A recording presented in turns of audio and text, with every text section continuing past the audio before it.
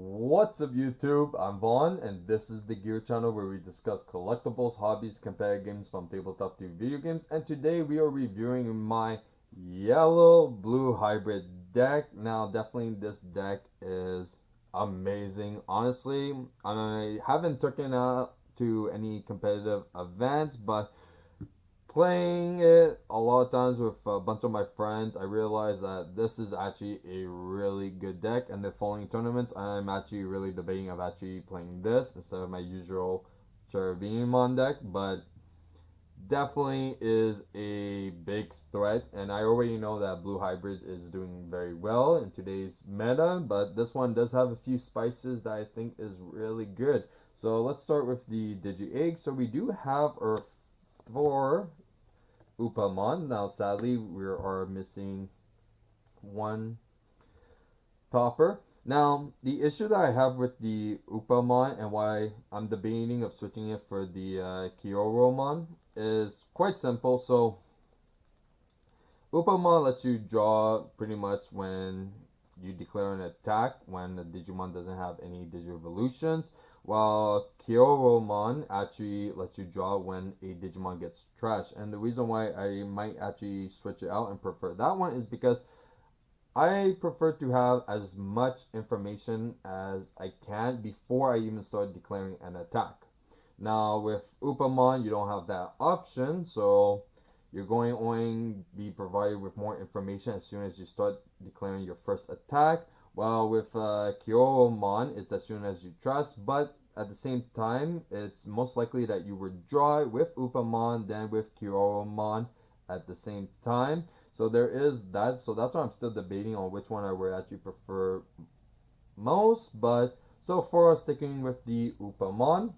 Next, we have our level 3 Digimon. So we do have the Mudoki Betamon, which is very good. Digimon blocker, memory blocker. Yeah. So definitely a very good card. Now, surprisingly, we're not playing the other one that prevents your opponent from lowering the Digivolution cost. I should. I'll probably pick it up to see. Next, we have 4 Strabimon from BT7. So Strabimon, definitely a good card, especially on play. Get to give you all your searches. So definitely a very good card. Now, we're not playing any Koji, so we can't use the inherent ability on deletion. But I don't know, I've been debating of playing a Koji just so we could actually potentially abuse it. But besides that, not too sure. Next, we have our next Strabimon from BT4, which is also an extra search as well, so it could get you a hybrid or a blue tamer. So definitely a very good card. So we do have a lot of search engine, and this is why we're not playing as much tamers as we probably should, just because we have those extra engines. Now this is something that a lot of you might disagree, and that is 4 actually Bokomon. Now, like I mentioned, we're not playing that many tamers, so to have the most optimal searches as possible, we're going to have to max out on Bokomon. Depending, we could take it out, but we did have room, so that's why I actually put the 4th Bokomon in. Now for our level 4s, we have 4 Kumamon. Amazing card, especially that you get to delete one of your opponent's Digivolutions. Then we have Kurui, I don't even know how to pronounce that. Kurikakumon. There we go. So another great card, also to prevent your opponent's Digimon from attacking or blocking, which is quite good as well. Now we're going to go to a level 5. So that is pretty much for level 4 hybrids. I don't see us needing to abuse more. I think 8 is good enough, especially with all those searches, and also it's going to be very rare to actually go through all 8 of our level 4 hybrids. So then we have our Beowulfmon. So that is our level 5 hybrid that we have. So definitely a good card, especially that we could actually digivolve it for only a cost of 1 memory. So very good card. Now we're going to get to the spice, which is 2 Shakomon, which is amazing. So if you guys are not aware of what this card does, It's quite simple. It's always treated as a blue Digimon as well, so it actually synergizes with a few of our other tamers, so it's quite good. If your opponent on your opponent's turn, all the Digimon that don't have any Digivolution is -1 security attack. So if you're already trashing a bunch of their Digimon and they plan to just play Digimons, all of them cannot declare an attack. Well, they can still declare an attack, but there's no security attack. So it's quite good and it keeps you safe for a bit until you actually like build up even more. So it's definitely a really good card. Now for Omega, we do have only one Azolomon. So Azolomon is good. It's definitely a big threat, and especially that if you already trust a lot of your opponent's Digimon and then you play him, he could get multiple security attacks, and that could potentially just end the game right there. And then finally, we have one Susanomon because the Strabimon can actually add it to hand as well. I don't see it being needing to play more, to be very honest. One is like even like potentially like you could do it, but it's not really necessary. Like to be very honest, I might actually switch it out for another Azulongmon or something else, maybe more tamers. Definitely would do that. Now for the options though, we have 4 Hammer Sparks, which is mandatory in pretty much all blue decks just to gain more memory. So definitely a very good card.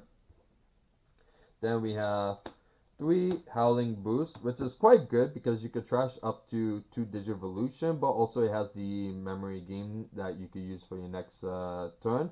So it's quite good. I'm not too sure if I want to keep it at 3 though. Maybe 2, but I don't know. It's not my cup of tea pretty much. So maybe 3 might be a bit too much, but still debating on this. Next, we have our 1 Ice Wall, which is definitely needed, and well, it's at 1 for a reason, so definitely could stop your opponent from attacking you and winning the game. So definitely a very good card.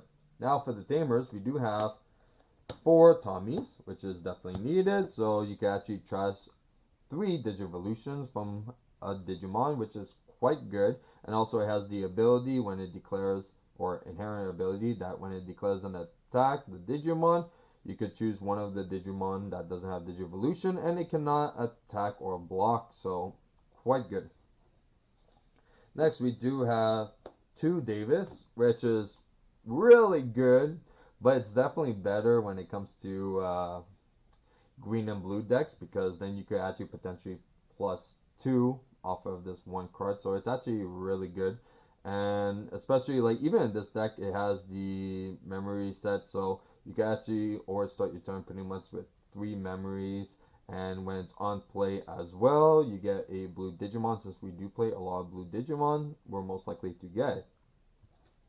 Next, we have 2 Sora and Joe, so definitely good cards because not only if your opponent has any Digimon with no Digivolution, you regain 2 memories, but also as well, when one of your blue Digimon attacks, you may suspend it to trash up to 2 of your opponent's Digimon Digivolution, which is quite strong as well. And it really helps synergize with the deck. The only downside is, yeah, play cost is 4, kind of expensive. Well, for more play cost of 4, we do have a Matt Ishida, which is good because you could actually, when you play a blue Digimon, you could actually just trash one of your opponent's Digivolution, so it's quite free, and also it has the memory set, so it kind of makes up for only playing 2 Davises as well. And then finally we have our Joe Keto. So 1 Joe Keto because why not? I like Joe. But also his ability lets you suspend it to gain 1 memory when one of your opponent's Digimon is trash or Digivolution is trash. So there's definitely a lot of synergy with this with the other cards that we have. So you could gain like a little extra memory as well just with Joe. And it's not that bad, especially for a memory cost of 3. It's not the end of the world. So definitely do like it. And that's it for our yellow blue hybrid deck. So if you guys enjoyed today's video, you know what to do. Like and subscribe, and especially subscribe if you guys want to enter in our amazing giveaways. And if you guys want a sneak peek of future products we're planning to review here on the channel, you can follow me on my Instagram, VaughnGear. I'm Vaughn, and this was the Gear Channel.